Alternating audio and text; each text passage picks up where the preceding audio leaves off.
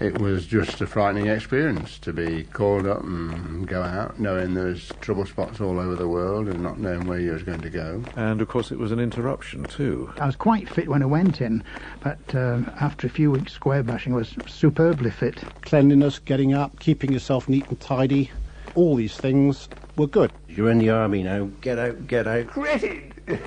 What are you? I'm a credit. It's incredible.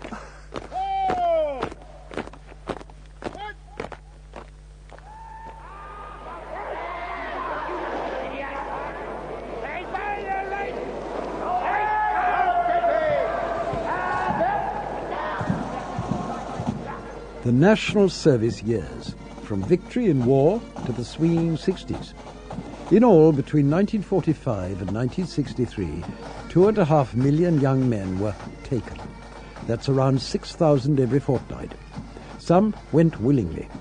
Others were reluctant but resigned. And a few were downright bloody-minded, seeing little difference between their call-up and the press gangs of Britain's distant past. Talk to them 40 and 50 years later and you'll find only one thing common to all. Their national service was unforgettable, down to the smallest detail and the slightest personal horror.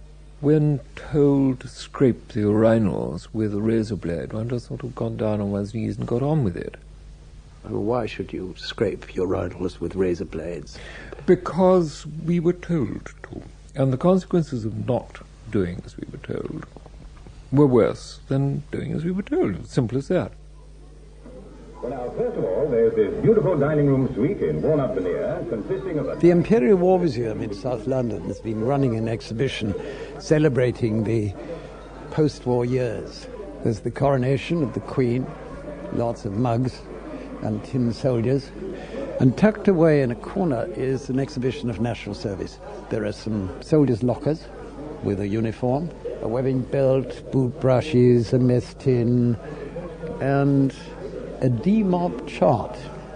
It's a bit slight, not by any means a permanent exhibit, which may account for the fact that some former conscripts feel that national servicemen haven't really received their due from society, that they deserve bigger and more permanent recognition.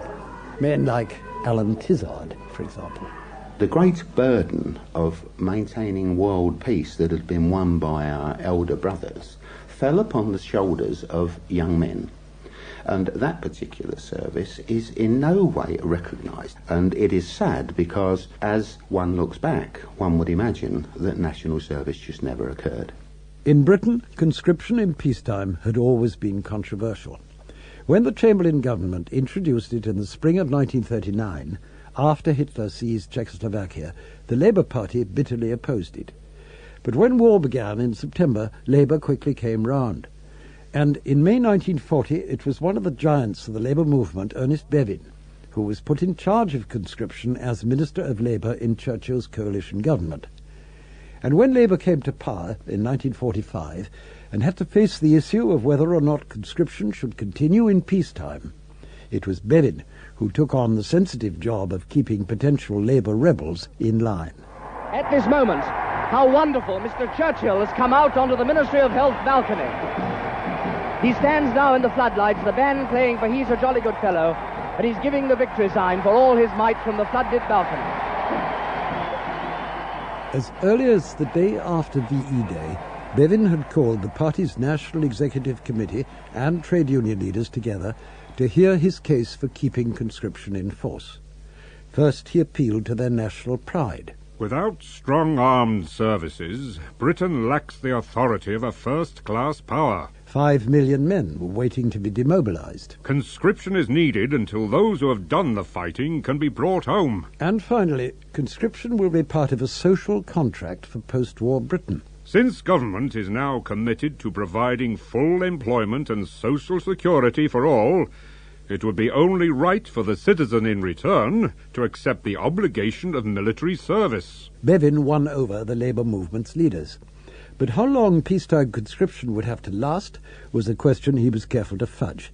The historian, Len Scott. Ernest Bevin was strongly supportive of the principle of a permanent scheme of military conscription.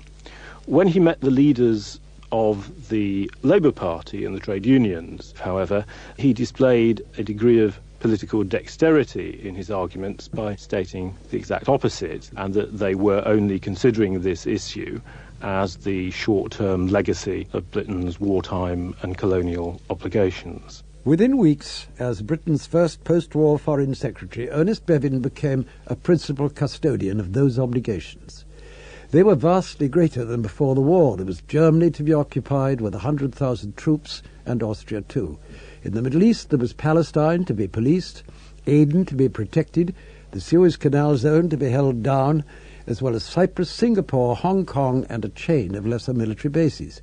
And then there was India, described by one of Viceroy Mountbatten's staff as being like a ship on fire in mid-ocean with a hold full of ammunition. The small professional forces on which Britain used to rely cannot meet these huge demands. The new situation called for a new departure, and so, without liking it, the British have accepted compulsory national service in peacetime for as long as may be necessary. The young men must enroll for a full 2 years with the active forces. The accent is on all. There are practically no exemptions except for the unfit. I'm looking forward to it tremendously. My father had fought during the war, and my uncle as well. And well, my uncle's more or less like a brother to me, and he said, it's just made for you, the forces. So I was really looking forward to it. My father said to me, son, when you go in, keep your mouth shut. Don't gamble your pay, and get your head down whenever you can. I actually wanted to fly a Spitfire, but because of the gross incompetency of the government of the day, the war ended before I got my Spitfire. I've been brought up in all these war movies, you know, gung-ho sort of thing, and all the officer class as well, not realising that I wasn't going to be officer class, I was going to be just one of the Irks, as it were. John Tweed, Ray Self, Tony Burrows and Mike Hollingworth were all among those early post-war national servicemen. Public opinion, including by now the bulk of the Labour Party, was supportive. National service was part of a package of obligations and restrictions that passed seamlessly into peace, like rationing and limits on foreign travel. The cornerstone of government policy was insistence on equality of sacrifice, so compulsory military service was virtually universal. The next registration for national service takes place on Saturday, the 26th of March. Men born between the 1st of April 1937 and the 30th of June 1937 must register on that date at any local office of the Ministry of Labour and National Service. What are you looking so happy about? Got notice from a medical, that's what, going up next week. Not to worry, so have I, and I'm married. Even that doesn't get me off.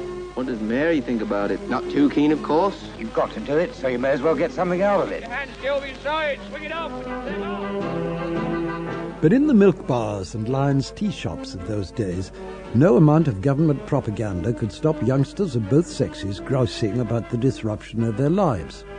That earlier gung-ho spirit quickly faded as couples contemplated months of separation. The only escape, or so it seemed, was failing the medical. They developed racking coughs by smoking too much, and flat feet, because flat-footed soldiers have never been popular or useful. So you would see them sort of trying to learn by somebody who had got flat feet how to walk with flat feet. Anne Collins remembers discussing a variety of imaginary disabilities with a succession of boyfriends. Obviously, the powers that be were very, very aware that these young men did not want to go. Most of the young men you knew, you're saying, didn't want to do their national service and actually objected to doing it. I think I could put hand on heart and say I can't think of one that said, yippee, I'm going to do my national service. Everyone was looking for a way out. Everybody thought of which way do we get out of it? Do we have flat feet? Are we studying? One wheeze, I think, was to eat soap, and then you'd foam at the mouth. That was a bit stupid, because nobody would have been fooled by that. I wasn't looking forward to being 2 years away. It's like a 2-year prison sentence. Here, look at those photographs there. Here you are, Charles. Platoon 72B, the Eastern Command School of Physical Training, Shorncliffe, near Folkestone. Fine body of men. Oh, fine, yes. Yeah, they are, seriously. Yeah, not a bad crowd, are they? There's I've got to face that a cracker coffin lid there on the right-hand side there, you see. So, there you go. All those years ago. The inventor, Trevor Bayliss, managed to become an army physical training instructor. Like every ex-conscript, the medical is etched into his memory. It was a comic ritual performed, like everything else the military did, strictly according to King's regulations. So we went into an ante-room and took our clothes off, you see. And then we were confronted by all these people in white coats. They all looked as though they were on the bacon counter at Sainsbury's, you know. But my doctor was the most peculiar chap. I remember standing there, you see, and one of the first things he did with this spatula, he lifted up my testicles and said, cough, right?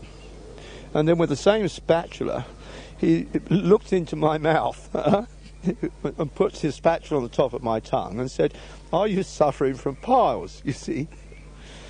And then he would go down below and with the same spatula look up my backside and said, are you suffering from headaches?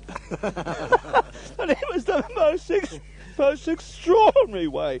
And this was going on. And I think anybody who could cough actually passed that medical. I'd never had a medical like that before. We had to answer a lot of questions, we were weighed, etc. To go in front of different doctors in different cubicles, it was like a conveyor belt. And then there came the awful moment that anybody in the services knows what's going to happen when they said, drop your trousers. Drop your trousers, cough. And there I was, this naive little 18-year-old that had held a girl's hand, and that was about all in those days.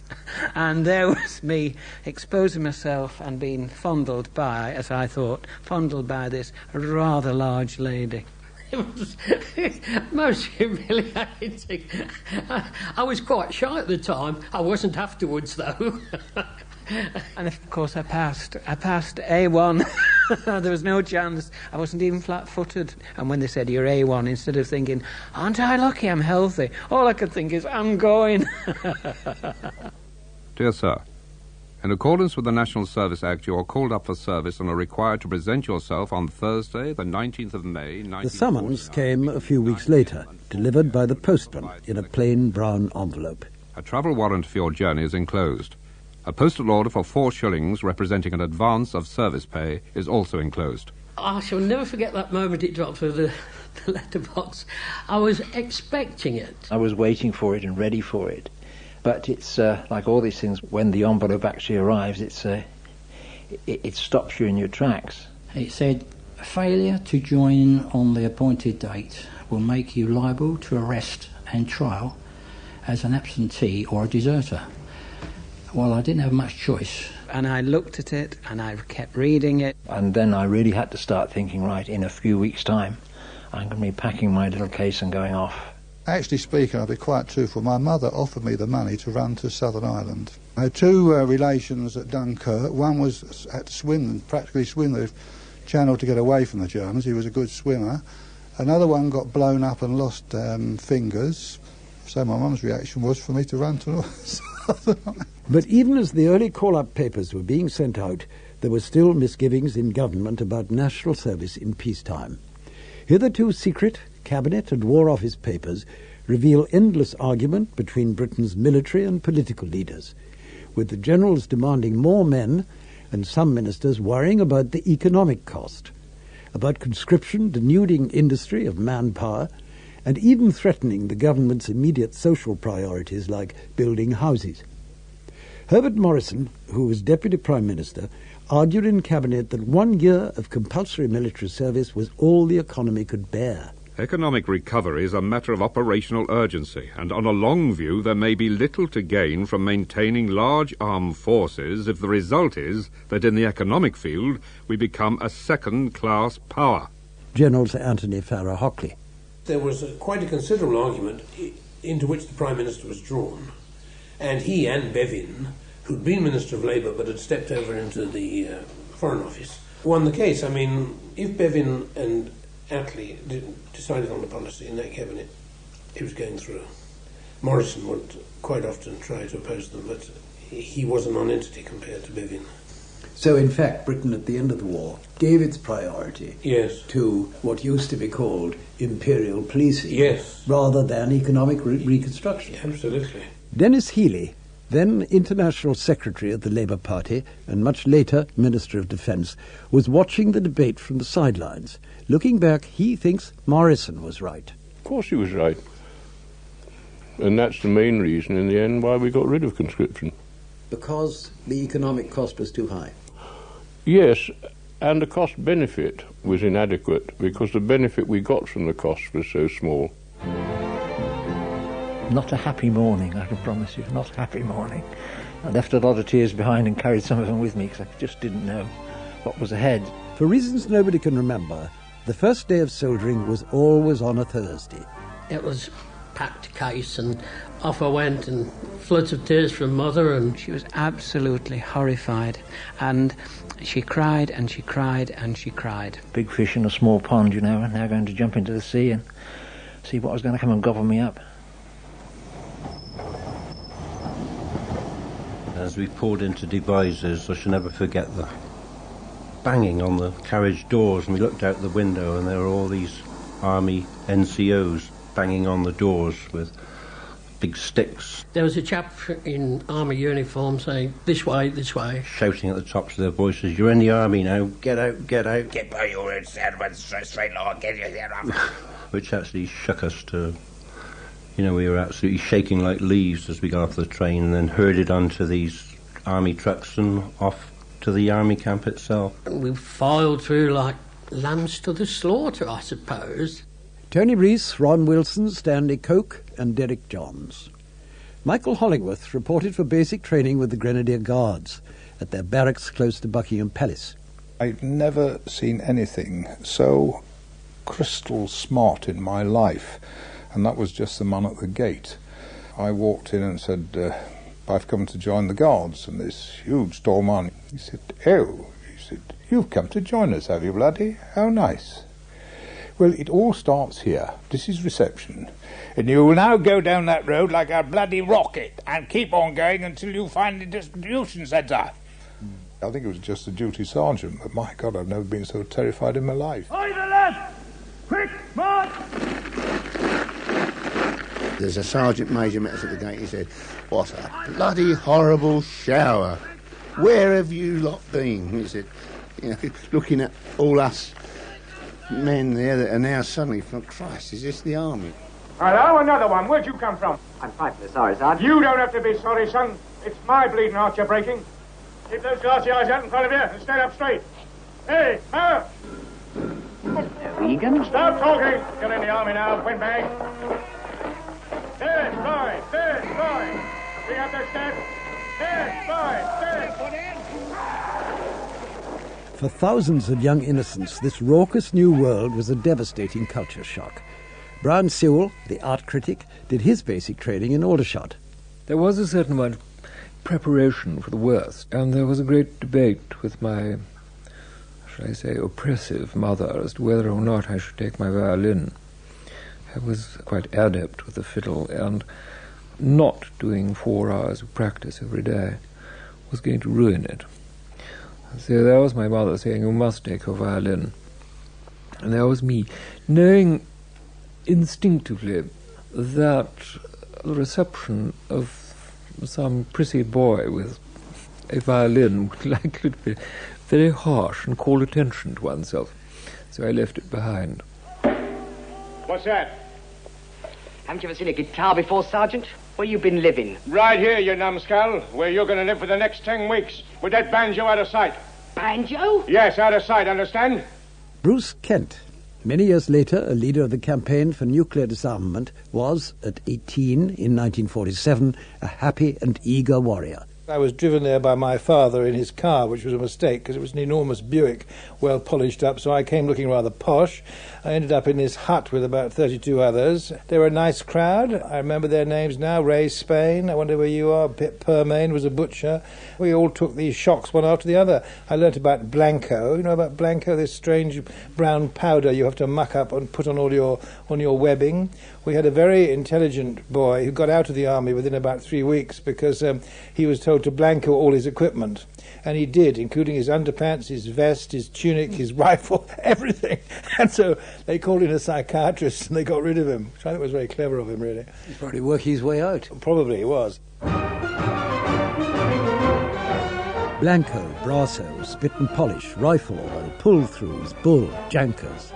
Overnight, these curious commodities became a way of life for a generation, as did the ill-fitting denim uniforms the army used to throw at its recruits. Ties, 1. Braces, pairs, white, 1.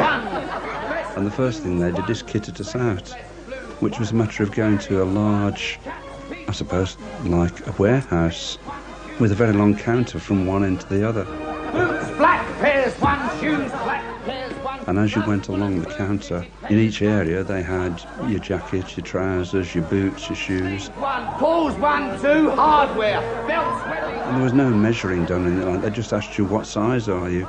If you said, perhaps, I'm a 36, 36 sergeants, and that sort of thing would come at you. So straight away we were being indoctrinated. 1. Knife, fork, spoon, mug, sign here.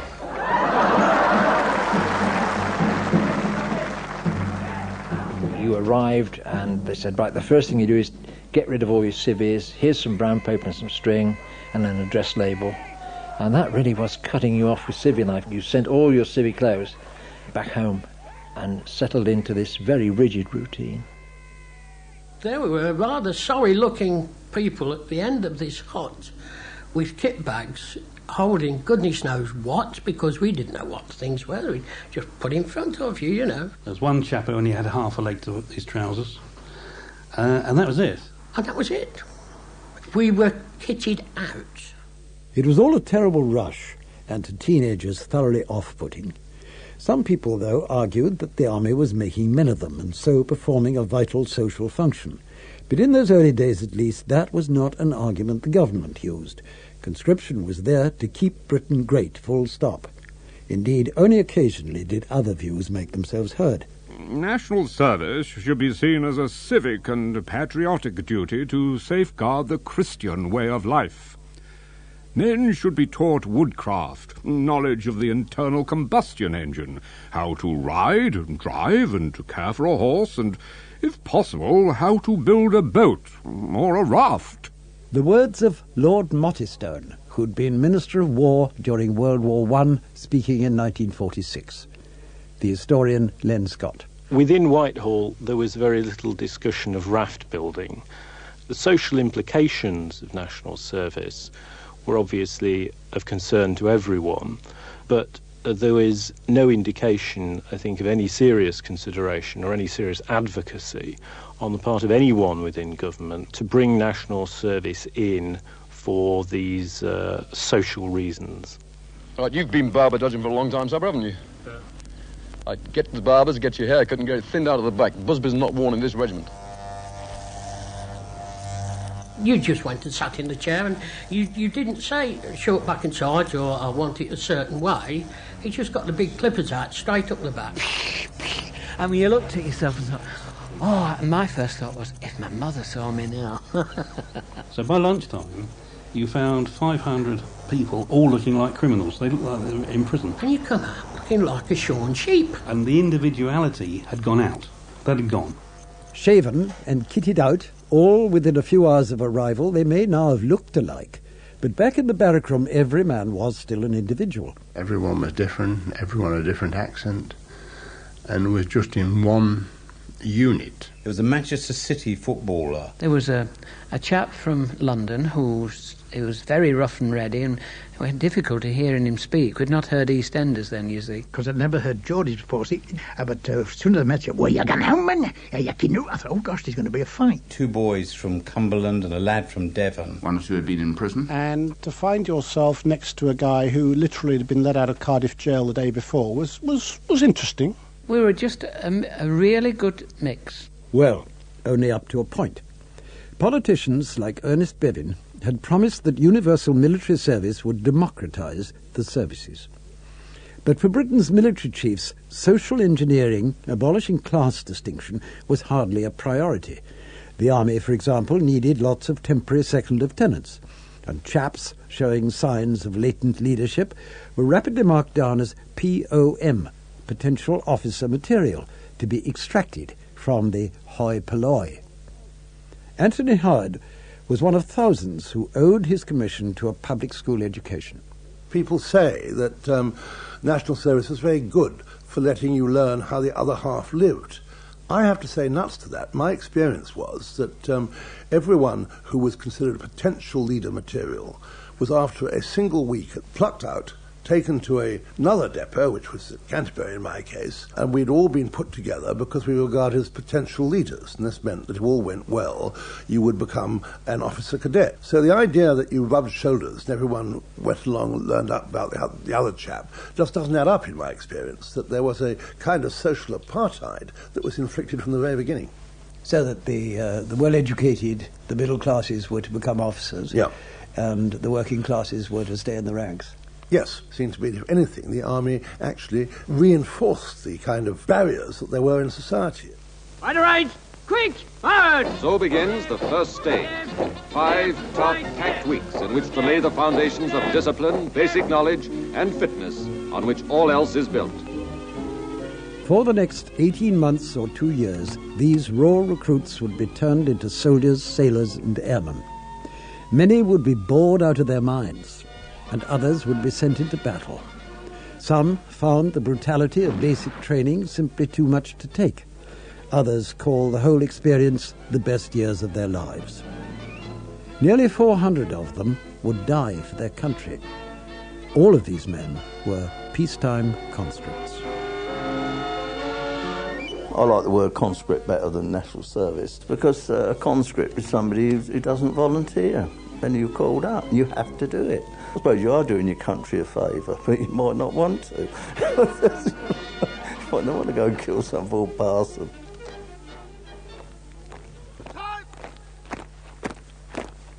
I lay in my bed after lights out and heard young men crying themselves to sleep. And that just wasn't being away from mum and being away from home. That was because they'd hated the day they just had. There was a feeling of foreboding. We knew there was going to be very little money and a very strict discipline that we weren't brought up to. They didn't know what was going to come up tomorrow. The uncertainty of it, Totally foreign to everybody. The Peacetime Conscripts was presented by Charles Wheeler, with additional reporting by Lindsay Baker and Joanne Coombs. Next week, the National Service recruits start their basic training in earnest and learn to love their rifle. The Peacetime Conscripts is a Martin Weitz Associates production for BBC Radio 4. The producer is David Prest.